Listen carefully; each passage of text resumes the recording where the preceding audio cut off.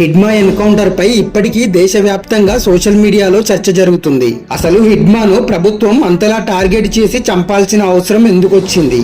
దీని వెనుక రెండు బలమైన కారణాలున్నాయి. హిడ్మా వల్ల ఛత్తీస్గఢ్ లో నక్సలిజం కొత్త రూపురేఖలు దిద్దుకుంది.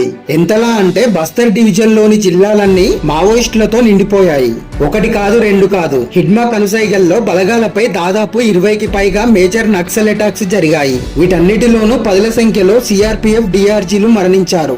మరికొన్ని దాడుల్లో రాజకీయ నాయకులు హిడ్మా ట్రాప్ లో పడి ప్రాణాలు కోల్పోయారు. ఇవన్నీ ఒకెత్తు అయితే 2010 ఏప్రిల్ 6న చింతల్నార్ అంబుష్ దాడిలో 300 మందికి పైగా మావోయిస్టులు ఏకదాడిన ఫైరింగ్ జరిపారు. భద్రతా బలగాలు తేరుకునే లోపే వారి ప్రాణాలు పిట్టల్లా రాలిపోయాయి. ఈ ఘటనలో ఒక లోకల్ కానిస్టేబుల్ తో పాటు 75 మంది సిఆర్పిఎఫ్ జవాన్లు మరణించారు. దీంతో హిడ్మాపై ప్రతీకారం కోసం సిఆర్పిఎఫ్ తో పాటు డిఆర్జీలు ఎప్పటి నుండో రగిలిపోతున్నారు. బలగాలు ఎన్నో ఏళ్లుగా ప్రయత్నిస్తున్నా అతడు రెప్పపాటులో తప్పించుకునేవాడు. ప్రస్తుత సరెండర్ పాలసీని యాక్సెప్ట్ చేయకుండా హిడ్మాను ఎన్కౌంటర్ చేయడానికి ఇదే మొదటి కారణం. ఇక రెండవ రీజన్ హిడ్మా ఛత్తీస్గఢ్ ఆదివాసీ కావడం. ఛత్తీస్గఢ్ లో ఉన్న నక్సల్స్ లో ఆదివాసీలదే మెజార్టీ జనాభా. వీరిలో దాదాపు 70% ఆదివాసీలే ఉన్నారని అంచనా.